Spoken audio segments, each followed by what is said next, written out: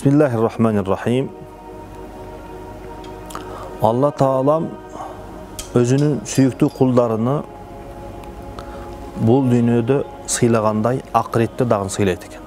Bul dünyada жақсы işlerге, жақсы ibadatка, тазалыкка, сулуулукка, ийгиликке баштап аларды бул dünyada сыйласа, кыямат күнүндө аларды дагын өзгөчө кылып сыйлайт экен.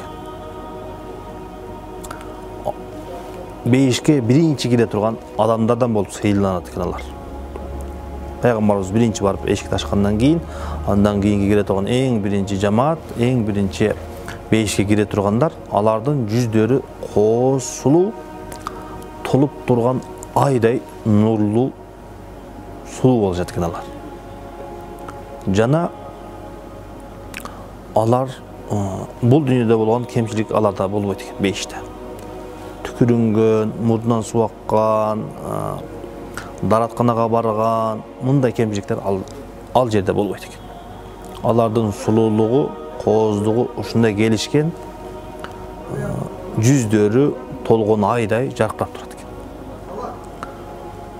Алла Таалам Пайгамбарыбыз саллаллаху алейхи ва салламдын үммөтүнөн 70 миңди, кээ-бирки хадистерде андан да көп адамдарды Алла Таалам эсепсиз бейишке киргизет экен.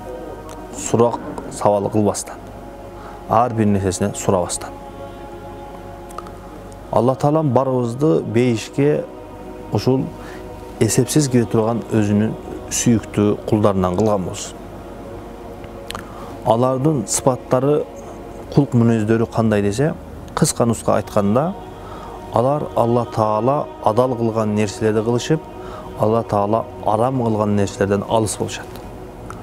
Ар дайым таза, туура, түз жүргөн сүйүктүү кулдары Алла Таалам аларды бул дүйнөдө туура жолго баштап сыйлаган болсо, акыретте аларды бейишке биринчи киргизип, жана бейишке суроо, жоопсуз, алардын эч нерсе күнөө кылбагандай кылып бейишке киргизет экен. Алла Таалам барыбызды өзүнүн кечиримдүү ал-Афу деген ысымы менен кечирип, өзүнүн сүйүктүү кулдарынан кылган болсун.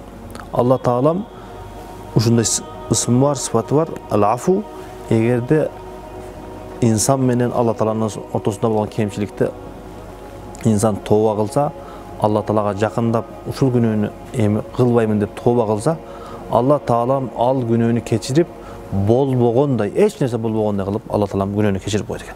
Алла Таалам барыбыздын кемчиликтерибизди, күнөөлөрүбүздү кечирип, ушул 70 миң эсепсиз кире турган адамдардын катарына кошкон болсун. Ассаламу алейкум ва рахматуллахи ва баракатух.